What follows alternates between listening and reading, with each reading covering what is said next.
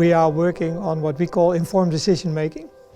So providing technology that gives people insight into climate risks. Risks of droughts, risks of floods. We are working on very accurate, fast, detailed models. Models describing how the water flows, what will happen to the city or what will happen to the environment, especially during extreme weather events. So actually the technology that we are using for IMPETUS is also being used by landscape engineers and urban planners to show the effects of different spatial scenarios.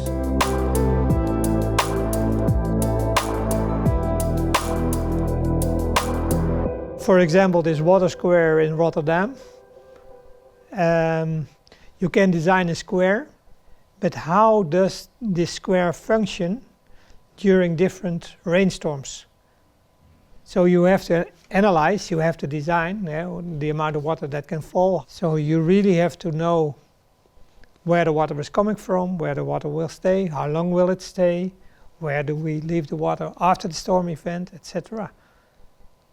So the technology becomes part of the designing process.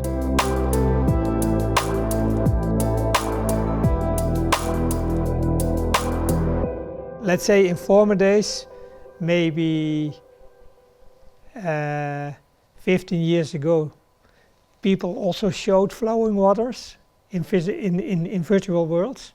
You have a lot of games where you see water flowing and you say, well, we already were able to do this. It looks realistic, as realistic water, but it didn't behave as realistic water.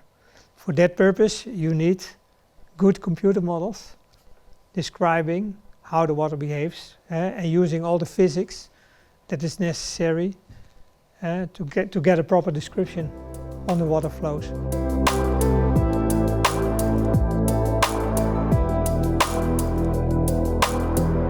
We had this big disaster in 1953 where the big floods occurred, actually in the same area where the IMPETUS demonstration is taking place.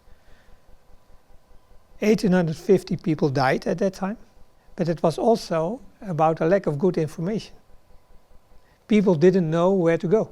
So you can save a lot of lives and you can save a lot of damage if you have the right information and the right time.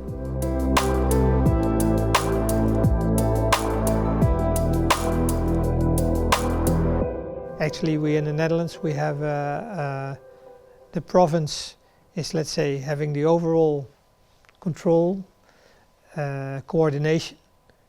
The water board is the main responsible authority for water quantity and quality.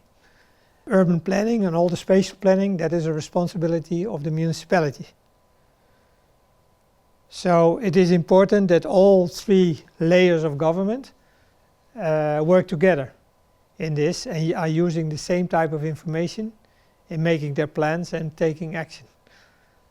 So they have different responsibilities, but they have to work together for solving the problems.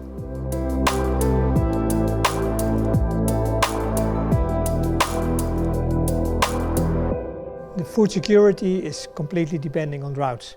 If you have a flood, maybe one of your harvests or maybe your plants are damaged or whatever. But if you have a long drought, then it's not possible to grow any food anymore. So the thing is with a flood, we always see it on the news, whereas a drought is always a period of months, years, and actually in the end the damage of drought or the risks of drought are, I believe, bigger than the risks of floods.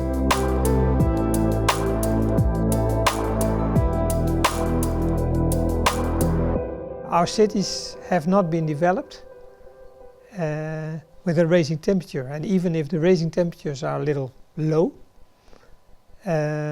still it affects the way people are living in the cities. It affects your health conditions very much.